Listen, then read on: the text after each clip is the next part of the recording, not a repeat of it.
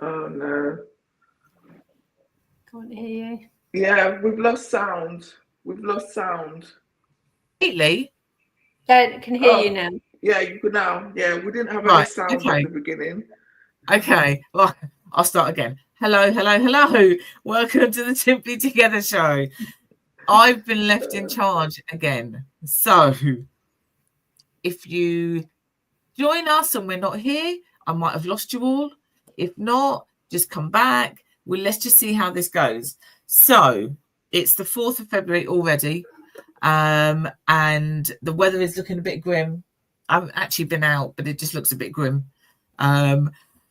We have got our guest Elaine on today, so we're going to come to you in just a minute. How are you doing, Nike? It's all good, thank you. But yeah, it was bright this morning, but as I was driving to work, it was getting grimmer and grimmer. And but never mind, as we said behind, the days are getting lighter. We're very excited, and I'm looking forward to hearing what Elaine is going to share with us. So yeah, it's all good, thank you. What about you? Yeah, I'm good. Very busy at the minute, and some very busy, but on the whole, not too bad. So at some point we might have Samara joining us. We haven't seen her in a while, so that'd be really nice if she comes on. But we are going to start. We have got Elaine here from Safe at Home. How are you doing? I'm very good, thank you. Thank you for having me on your show today. That's okay. You're coming on to tell us some really important stuff. So it's really good to have you here. So can you tell us a little bit first then about what you do as a person? Okay. I'll do a little intro. Yeah. My name's Elaine Ainsworth. I'm a Child Injury Prevention Officer for Luton, and I work for Flying Start. It's an organisation for families with children, and we run groups across Luton from various sort of hubs that we've got around the town. People with children would have probably have heard of Flying Start.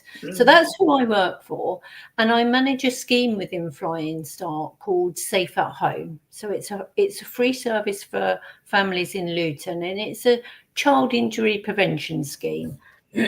My aim is to keep children out of hospital, so babies and children under the age of 5 years old.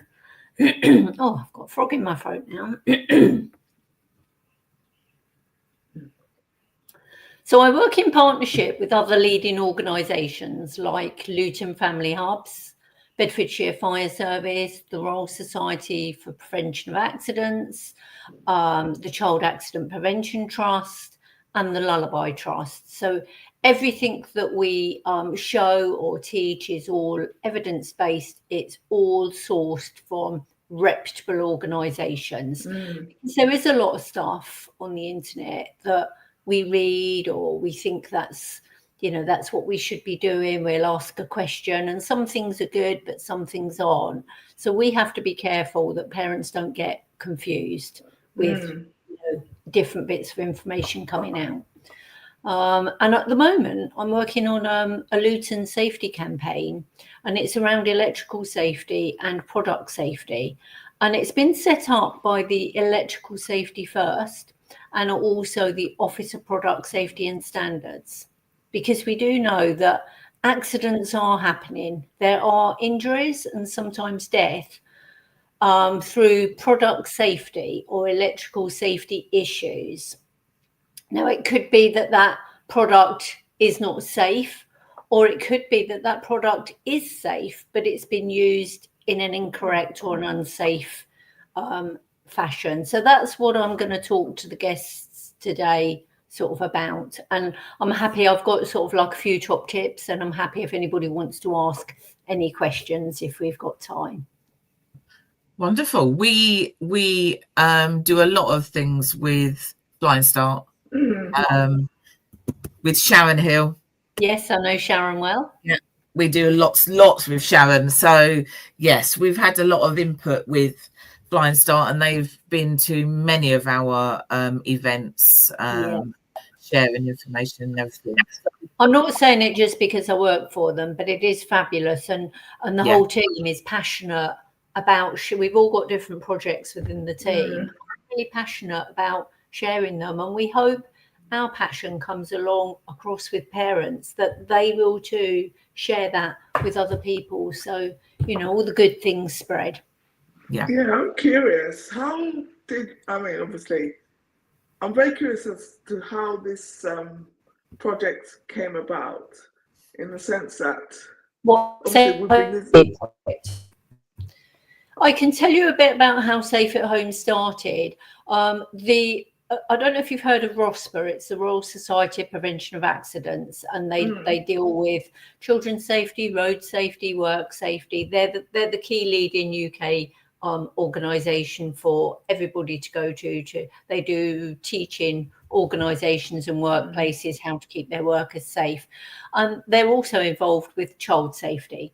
So back in 2009, the government approached them to set up a pilot child injury prevention scheme called Safe at Home.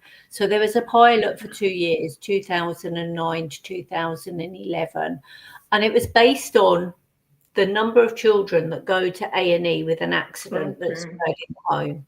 And we do know most accidents, if you change something, it could have been preventable. Like, for example, if a child falls down the stairs, if you've got a toddler that falls down the stairs, if you put a safety gate on it, the child can't get up the stairs and therefore won't fall down.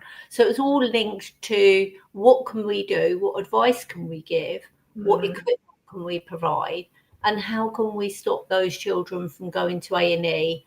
How can we reduce the risk of that accident in the first place so that they don't need to go to A&E? And after the 2 year, I started in 2009 and set the scheme up in Luton. And we've got, so I've trained some safety advisors that work within Flying Start, and I work directly with the fire service as well. So we have a team of safety advisors, and we go out into the home and we give friendly advice. We're not there to judge. We're not there to look whether the house is tidy or, you know, that type of thing. We're just looking, what are the hazards in your home? And people often don't realise, until you actually sort of told something, you don't realise that that is so potentially unsafe. And we've all got hazards around the home. So our team sort of locates where the risks are. We tell them what they could do. And we also, for families, there are families in Luton who are low income that would be eligible for free child safety equipment, things like safety gates, cupboard locks, and things like that. So when the scheme was set up by ROSPA, they had to do an evaluation after 2 years. And Luton came out as one of the top 10 performing authorities, with the accident rates went right down. Oh, wow. And who did they share that with? Because we're never, who did they share that with? Because we're never in the top 10 for anything. They did an independent, it was done by the Nottingham University, and I can send you the link for it. We're featured in it as that they went round, and the independent survey interviewed everybody within the teams. They looked at our A&E stats for the hospital. So we started off with data and statistics up here, and we ended up with it coming down here. So Wow.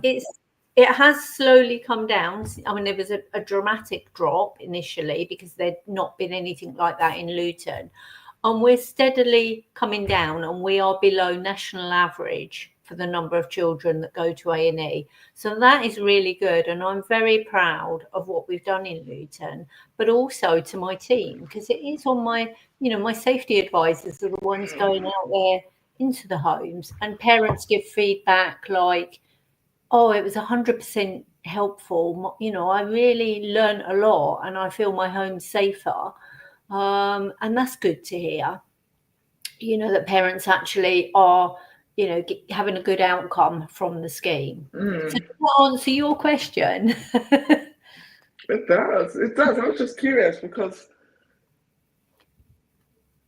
I was just thinking, how did they think of it? And obviously, what you said is from figures from accident and emergency. It makes sense. It's all to do with data, isn't it? When there's lots of data, and the accidents nationally were all rising. So there is more and more children going to hospital, and they know that the most children that go to hospital are under the age of 5. What's the most common? Data, and I look at what happens to babies. Why do babies go to hospital? What sort of accidents do they have? And that will be things like rolling off the sofa, rolling off the bed, or a nappy changing station, or falling out of the high chair, or things like that. So when I'm delivering Keeping Babies Safe workshops, I look at what useful tips could I give to parents to help them just be on the ball. We want parents to be one step ahead, because one of the most common things I see or hear is when a child has ended up in hospital with an accident. It could be minor, could be major, or it could be fatal where the child has died.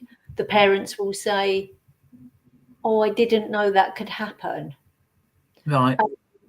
Often we think about the things like putting the safety gate on the stairs, but we might not think about checking that the child can't get the button batteries out of the remote control and put them in their mouth and swallow them.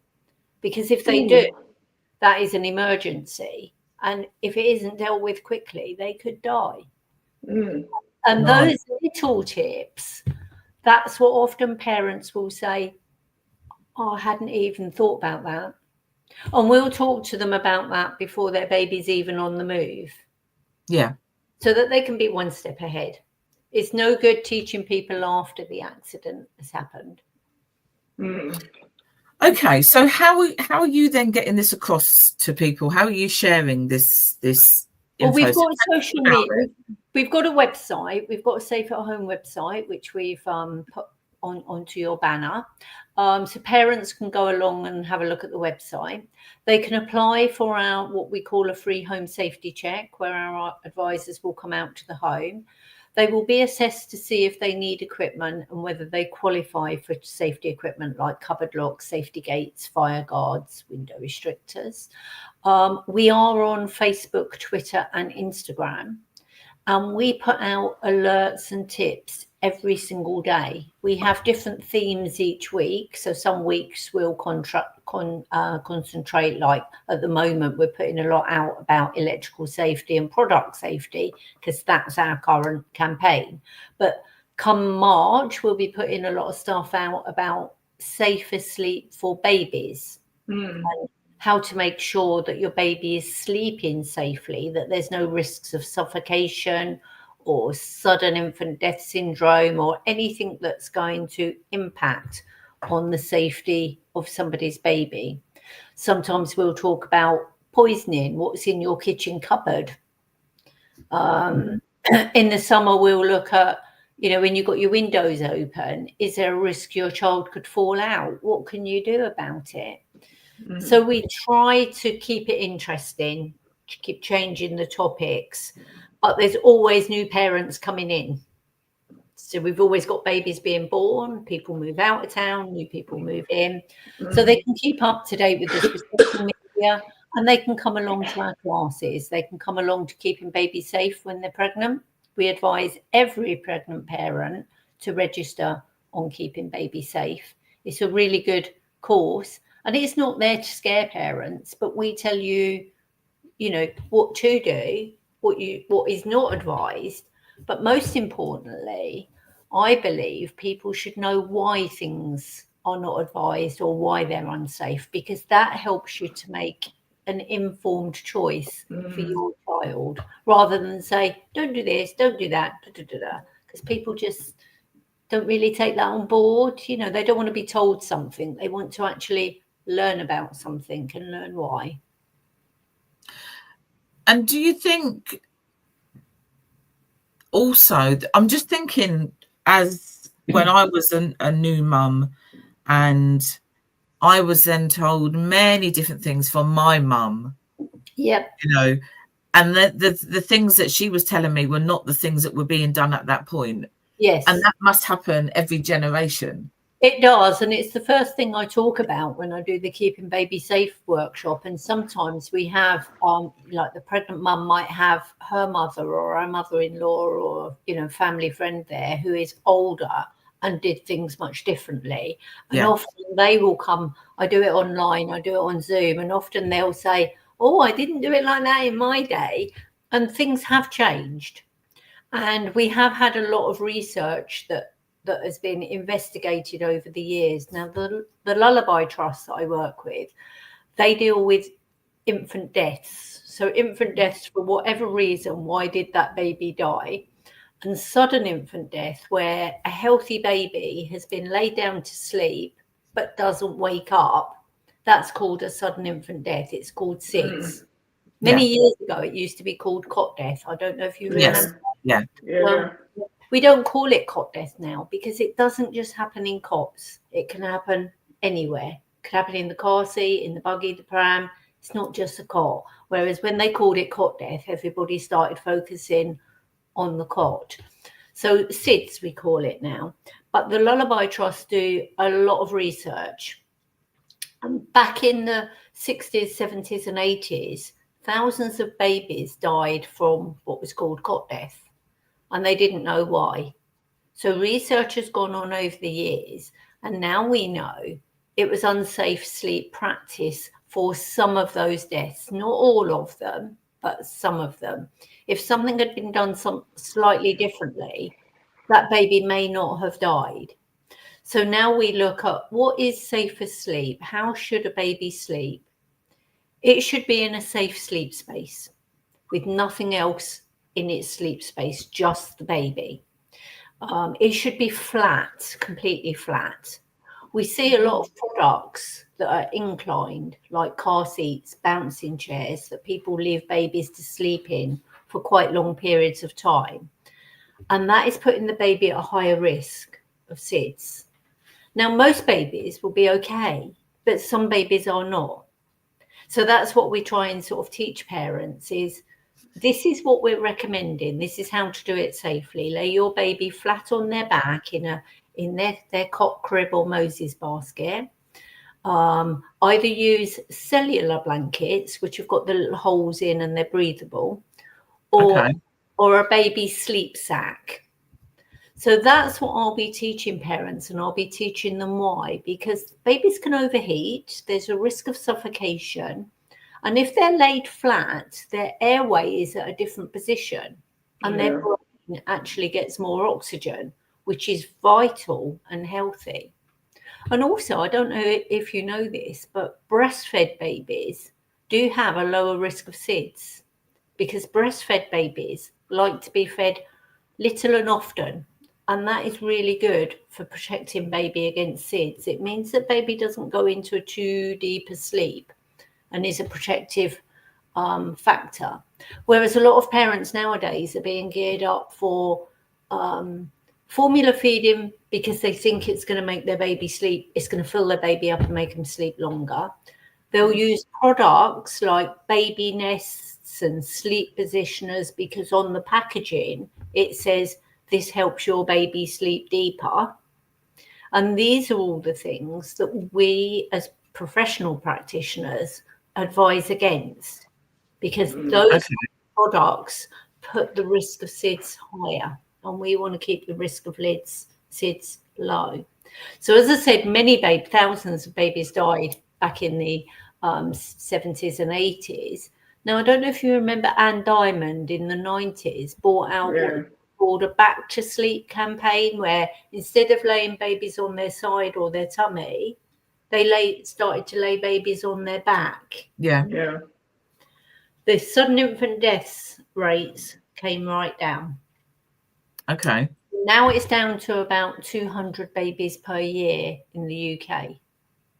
But there's still work to be done because there are still things that could be done with those 200 babies per year. And I go to meetings where we've got, senior professionals and experts, far more expert than I am, that are talking about data and studies. And I learn things from them as to what we should be advising parents to do now. And things like car seats and bouncing chairs are designed for babies to sit in the car to keep them safe. They can go to sleep in the car, but when you get to your destination, you should take the baby out of the car seat because the baby's in that inclined position. So they should be left to sleep in car seats.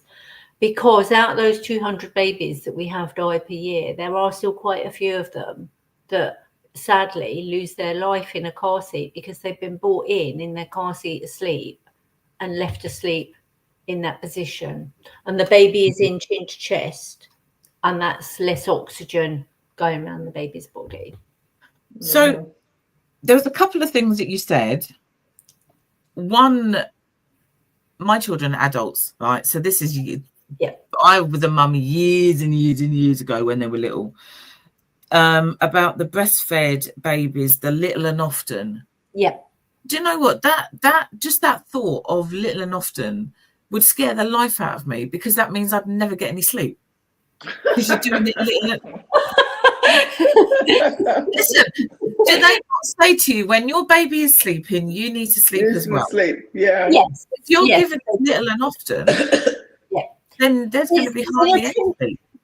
In a 24-hour period, I mean, years ago, they used to try and make you think. The parents were, especially new parents, the midwives would be saying, how often is your baby feeding? And they would want baby to be feeding every 3 or 4 hours.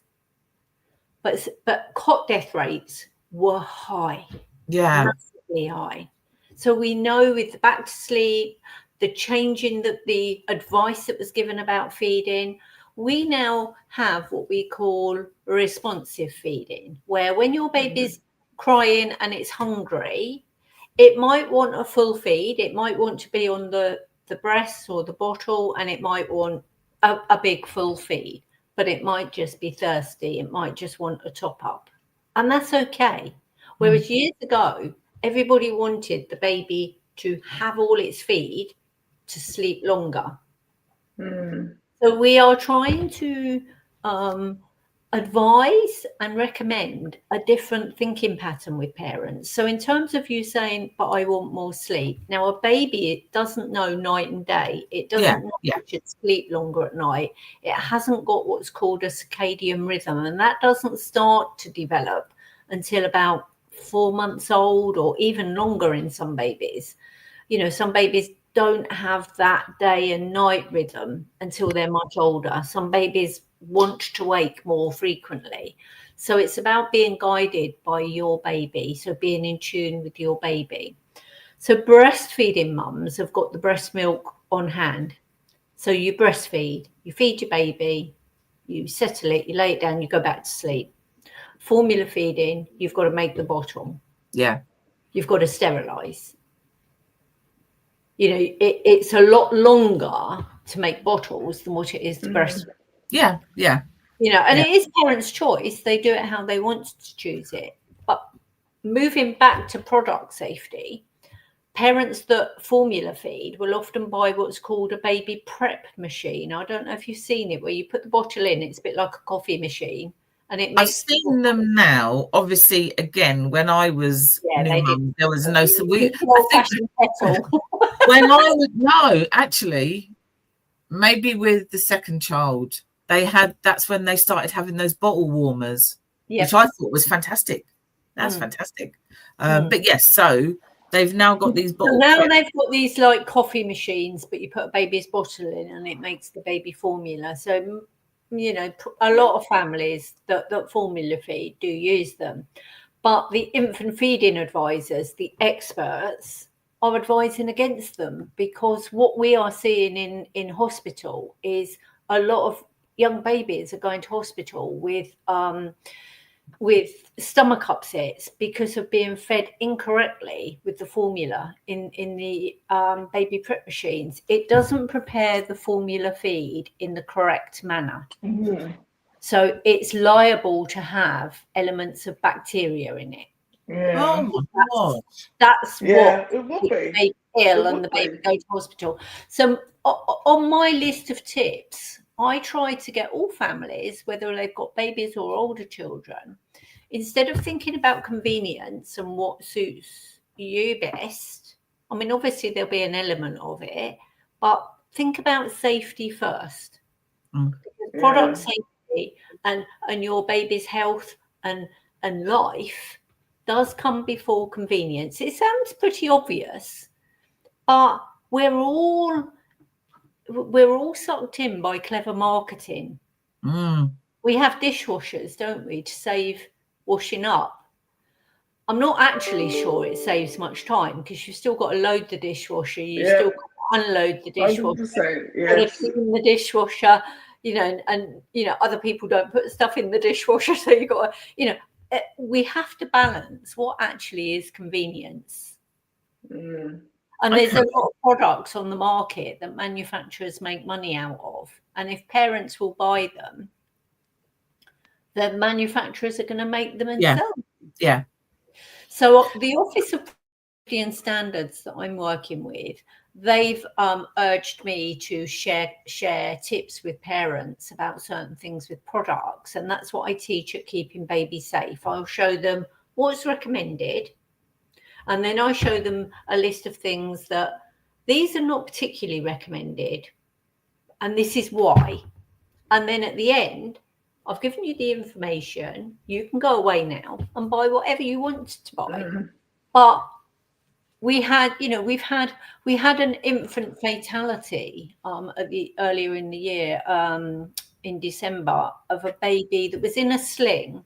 Yeah. The baby passed away in the sling. The mother was breastfeeding the baby in the sling. I don't know if you saw it in the news. Yeah, I did. Now it's made everybody worry about slings and baby carriers, and people are assuming, they're not safe because that baby died. We reach out and we have all the sympathy with the family that lost the baby. My heart goes out to them. But these parents that have lost children or children that have had serious injuries, they will learn why that happened, and they often want to help other families, and they'll back campaigns. ROSPA's got a lot of families who have lost children that will come on and talk about what happened and how you could have prevented it, because they don't want that to happen to somebody else's baby. Now, like with baby slings, if you're using a safe and compliant baby sling and you're using it absolutely correctly and the baby is positioned perfectly, that's really good. There's nothing wrong with using that sling. But what had happened, the baby had been put in an incorrect position, which mum had unintentionally put it in that position and didn't realise, because she can't see it, that the baby wasn't getting enough oxygen. And that is often what happens. This is when I say it's important for parents to know exactly how to use a product. Yeah. And there is a website called Carrying Matters, and it's run by a lady called Dr. Rosie Knowles, and I work very closely with her. She talks about the benefits of a sling and being close to the parent, and it settles baby, and it's fine to feed a baby, whether you're bottle feeding or breastfeeding, but it's about, she's put video tutorials up about what to look for. And that's often what we don't know, do we? We don't know. We think we know, but we actually don't know. So about reading product instructions and following the manufacturer's instructions and using it correctly.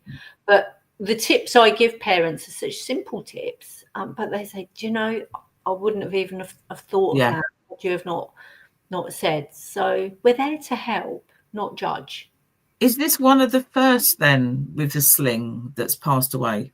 No, we've had infant fatalities. ROSPA's got one on their website of a parent who is publicly campaigning for people to be more aware about positioning of the sling. Yeah, okay. There have been a lot of recalls of slings that don't hold babies in the correct position. And how would you know if you was a parent and someone was giving you a sling? How would you know? So this is why we want parents to come along, because I can teach you what to look for. I can teach you what to look out for, what you need to be aware of when we talk about safety with all products, with car seats, prams, buggies, slings, baby walkers, you know, the sit-in baby walkers. We see a lot of accidents in A&E with children that have been in a sit-in baby walker, not the push-along ones. They're fine. No. They sit in. They have accidents around the home. They get some hot drinks. They'll pull things off. They'll pull heavy things on. They'll tip the baby walker over. You know, they whiz along. They knock mum in the kitchen when she's trying to carry the saucepan over to the sink. Yeah. Oh my gosh. We see a high number of accidents associated with baby walkers. Yeah. But people use them because it's convenient. It keeps the child happy. And they think it also teaches the baby to walk.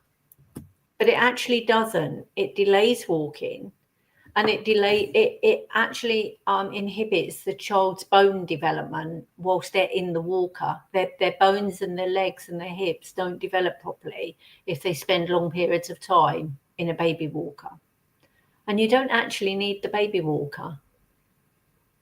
So it's making parents just aware. And most of them will often think differently. I get people stop me when I'm out shopping and they'll say, oh, I took on board what you said and I took that product back to the shop and got my money back because I realised I didn't need it anymore. So that's good. You know, that's really, you know, it's like, well, thank you. So how do people get in touch with yourselves?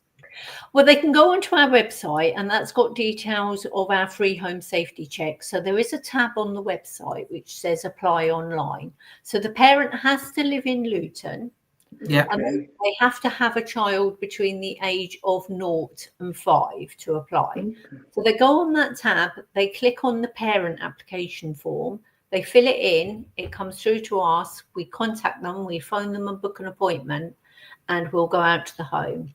With that visit, we work in partnership with the fire service, and we will, if the family's, they'll get a free home safety check, whatever. They don't need to be on benefits, but if they are on any benefits, they will also qualify for free equipment like safety gates, cupboard locks and things like that. And the fire service will install that for them free of charge. Okay. They'll do a fire safety check. We'll also do talk to them about electricity. We'll have a look at their plug sockets, what they're plugging in, whether they've got extension leads, whether they're overloading sockets. They'll also be encouraged to go to a website called Register My Appliance. And it is about registering all new electrical appliances and all old electrical appliances, because if ever there's an issue with the product, the manufacturer will issue a product warning and they can contact anybody who's registered to say to you, oh, by the way, your kettle's faulty, we need to have it back, or we need to replace it, or you need a new part. Yeah. So it's really worth doing. It's highly recommended. And if parents would like, if they're pregnant or just had a baby and they've got a baby under 3 months, they can book onto our Keeping Baby Safe. So we have got our events page on the website, or they can email us at safeathome@eyalliance.org.uk, and they can just say, could I book on to Keeping Baby Safe? We'll send them the list of all the dates and they can pick which one they would like to attend. We do it on Zoom because it's more convenient, and we offer either a morning session, an afternoon, or we've introduced over the last year what's called a twilight session, 5 till 7:30. So I log on and the parents come on, similar to what we're doing here, and I'll show them a presentation, I'll show them images of things, and then they have an opportunity for just questions and answers, and all sorts of things come up. Yeah. It sounds absolutely brilliant, because I think you don't know what you don't know. No, absolutely. I wish I'd have known it all when I had my babies. And a lot of people say, oh, my baby was okay. I used this and I used that. And, my baby slept upright and my baby did this and they're fine. Most babies are, but some are not. And that's what we have to be careful. We see a lot on social media of celebrities recommending, gadgets, what I call gadgets. They're not recommended. They're not safe. They're not ideal for babies to be, to be put in. And I don't want to see an accident happen, but all we can do is give that advice. But I like, I often will have parents will ask it will make them start asking lots of questions, and parents email me afterwards or ring me up because I give them my email address and my phone number so that they can contact me. Maybe 2 or 3 weeks later, I'll get calls and they'll say, I was on your training course, your workshop, and I thought about this afterwards. And they'll run something past me because I talk about what product safety standard to look for. And it's something parents wouldn't have thought they had to do. They think if a shop sells it must be okay. Yeah. So Nikkei, you do a lot of TikTok, don't you? You're always on TikTok, and I know things like TikTok, Instagram, stuff like that is it's all about algorithms. But do you see stuff when you're on there? Do you see celebrities and all that saying I'm using this? No, I make sure that my algorithm excluded celebrities because I have no interest in that type of stuff, except if there's drama, of course, and then I'll go and watch all the people unpicking the drama. But I know what you mean. You do see stuff. You see people like giving life hacks, and like you get families. You get like internet families, for example, where they're showcasing their whole life and say, "Oh, this is our house, this and that." Yeah. They'll be advising on, I'm using this product now. My baby slept all night because I've put them in a baby nest, and I've now put that baby nest in the cot, and they show it. And I see it, and I'm like, that was a safe, compliant cot, perfect for the baby. And then they've put a product in it. I think we're losing them a little bit. Babies, but a small amount of babies will either overheat or suffocate in a product like that. It has happened. Right. And they're putting it all over social media, or they might be advising people how to feed their babies. And some of the advice that they're giving is not what we would be recommending. Flying Start offer infant feeding workshops or weaning your baby and things like that. And there was a lot of that. We're following the correct guidance to try and we want to get the right messages out. And it's very hard for parents because there's so much that they're visually seeing. Yeah. And when you visually look at it, it plants an idea in your head that you might not have even thought about. Yeah. There's gadgets that hold a bottle in a baby's mouth and you can carry on doing your housework. Now, parents go, oh, that's a good idea. Okay. I can do for him while the baby's having its bottle in its bouncing chair. Now we have seen. The thing won't know when the baby's gagging. How would the thing know? Yeah. And this is for somebody who hasn't even. Oh my God. I mean, I get products taken off the market. When I see something that is potentially unsafe, I will report it. So anybody that sees an unsafe product or feels that something is unsafe can contact Citizens Advice Bureau, and they will take the details, and the Citizens Advice will then share it with Trading Standards. You can't go straight to Trading Standards now. You have to go through the Citizens Advice Bureau, and they deal with that connection. I have connections with Trading Standards, but for the general public, it will go through the Citizens Advice. Now, it may be that product is already being investigated in a local authority anywhere else, so they have a database for that product. And if it's already been reported, there'll already be testing and investigations going on. But we always say, if you think, potentially that's not right, put a report in, it's perfectly okay to do it because it's better to be safe than sorry. And I've put quite a few in, and products have been taken off the market. Wow. It's really interesting. I would never have thought. It's amazing though, isn't it? It just the thought of that gadget, so that you don't have to then feed your baby, that this gadget is then going to do that. And like Nike says, that gadget is not going to know if your baby's choking or anything like that. The manufacturers look at anything to hook a consumer in. With anything. Yeah. You've only got to look with food when we go in a supermarket. How many different brands of the same type of, it's everyone trying to hook you in. Yeah. And it's the same with children's toys, with products. And obviously I see it a lot in my field because I am looking at baby safety and child safety.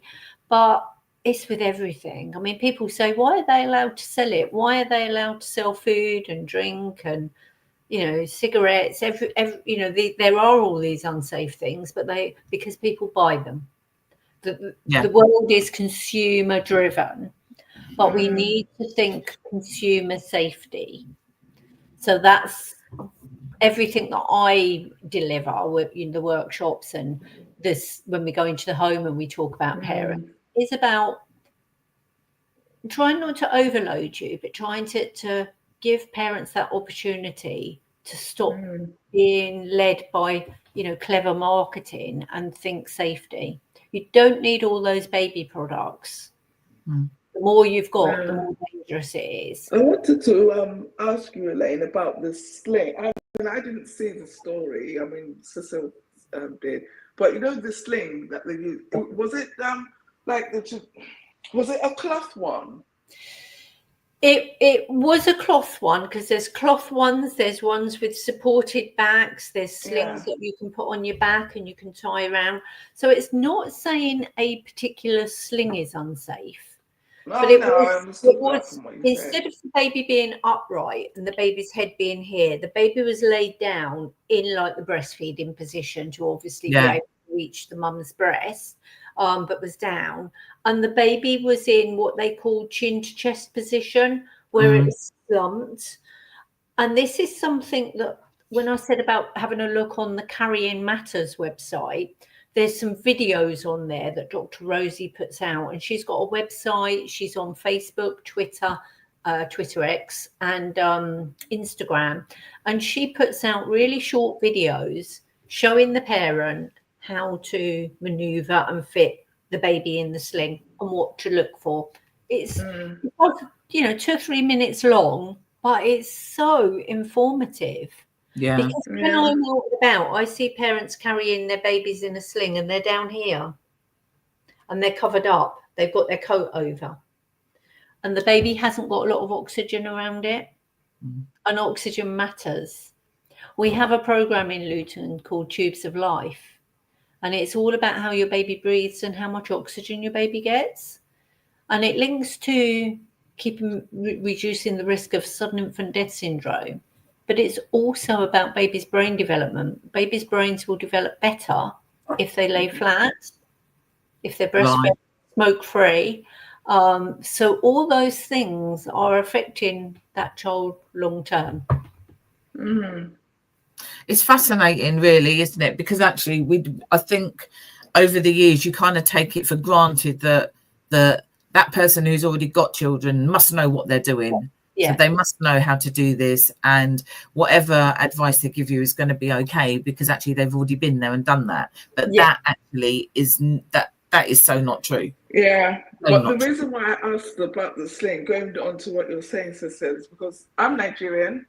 Yeah. And it's very common for us to, obviously when babies are born, to carry them on the back with the cloth. Which is fine. Because the baby's head is going to be out, their feet and hands are usually out as well. And I think where I'm going is, I'm very curious as to whether it's a crossover of cultures, because the sling in my head it doesn't make sense. I can see why they would have the one you mentioned with the baby things there, because it's done. And it goes back to that advice where you were saying because somebody's older that's done it before, because you see it where people come with their baby and the baby won't settle. They're like, oh, give it to me. Next thing you know, the baby's chopped on the back, they've got the wrap around them, and the baby's settled. So in my head, I'm thinking, do the people who made this cloth slings think that is an evolution of that? If a sling is compliant, so if it meets the British safety standards, then it would have gone through a certain amount of testing. And in that testing, it will be how the manufacturers has deemed in the instructions how that sling to be fitted. So they'll have to have ticked off all the boxes. So providing the sling is compliant, it will go through the safety testing. And as far as I'm aware, the mum was using a compliant sling. Yeah. I haven't seen the evidence because there will be panels that will be, they have what's called a child death review, and they will have a look at everything. They will, they want to know exactly why and what changes can be made in the future, because we all learn from these things. But it has made parents, like you're already thinking, oh, I'm a bit worried about those sort of slings. It's made a lot of parents contact us saying, oh, should we not be using this? And that's not what we're saying. So we're putting extra information out. At the moment in the UK, they are just looking at, the information is there. It is on Dr. Rosie Knowles' website, Carrying Matters, but you've almost got to look for it. So I'm going to be training professionals and teaching professionals just to make sure you're mentioning about the position when you're feeding, if you're feeding the baby in the sling. We perhaps haven't highlighted it enough. And if it takes, maybe you have to wait until you've got all the information. You've just said about not highlighting it enough, but surely you wait until you've got all the information. Yes, we will. I'm waiting for, I've put a couple of things out on social media. As soon as it happened, I used Dr. Rosie Knowles' information that she has, because she's our expert. We don't want to sharing information that hasn't come from recognized reputable sources, which a lot of people do. There's a hell of a lot goes out on social media that is suddenly sourced in and goes out, and it's not quite correct, or they're showing images, but they're then showing images of babies in a sling with a coat over the top, which is not what we would want to be saying. The baby might be in a good position, but the coat is taking the oxygen away.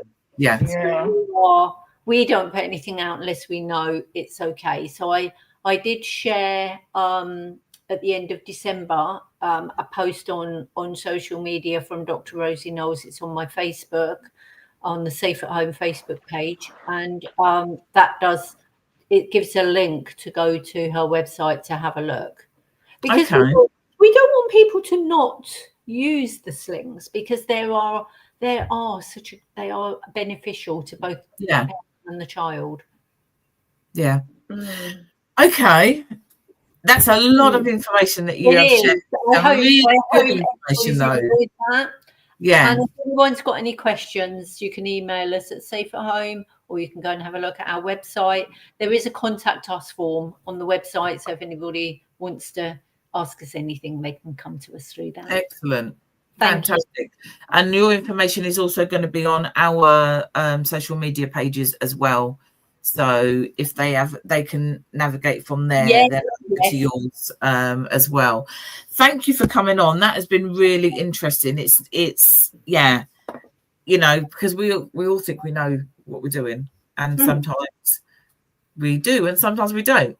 Every day is a learning day. When I go on different trainings and different conferences that I go to, most of it I know all covered, but there'll often be something when we're networking that I think, I hadn't thought about that, or something happened, that somebody else tells me about in another authority that I think, I need to actually, and I make a little note of it, reminding me next time I'm doing a training session to include that. Okay, just before we finish for today, I just need to let everybody know they need to save the date. 9th of March. Have you got that in the diary? No, but it's like you were in my head. You were literally in my head. I thought to myself, I must ask about International Women's Day because my diary's filling up because you know I'm a bit of a social butterfly. I know you are a social butterfly. So we're doing it slightly different this year. So we are going to do an intimate soiree on the 9th of March. It's going to be between 1 and 4. And yeah, slightly different to what we've done in the past. But before COVID, Simply Deez did soirees on a regular basis. So this is kind of picking up with what we used to do. That you used to attend, Nikkei, didn't you? Yeah. The soirees. So 9th of March, 1 till 4. We will give you some more details as it comes around. But save that date. Put it in your diary. Do we know where it is? Nope. Okay, never mind. You'll get the information nearer the time. It's not going to be far, obviously. I was just curious. I mean, I'm going to put it there because, like I said, you were in my head. I literally said this morning, I thought, wait a minute. It could be that I've already been told where it is and I've forgotten. Because that happens on a regular basis. Or it might be that we just don't know yet. I don't know. I'm just giving you the info that I do know, which is the 9th of March, 1 till 4. So yes, so just put it in your diaries. Limited seats. There's a special. Oh, it's the Irish Forum. I did know that. I did know it's the Irish Forum. Well, I didn't want to make assumptions. I was going to ask if it was there. It's the Irish Forum, and we have got a special guest, and I know who that is, and I'm not telling you. Now that I've remembered, or I've been reminded. I could be the special guest. No, you're not the special guest. It's not you. It's somebody else. And Joker. yes, very exciting. Very exciting. So 9th of March, 1 till 4, Irish Forum. Once we've got the details, there will be limited seats. It is going to be an intimate soiree for International Women's Day. Tonight is Simply Deez Real Talk Show. Starts at 7. Should be finished by 10, but you never know. You just never know. Prepare yourself. So you can access that on our page. It's on Facebook and it goes out on YouTube, etc., etc. So that's tonight, 7 o'clock with Dee Bailey.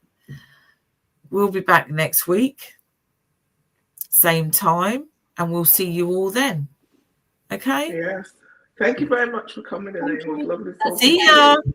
Oh, look, I have to end it, don't I? I'm just going like this, and actually I'm doing nothing. I need to end it. Bye-bye. See you all.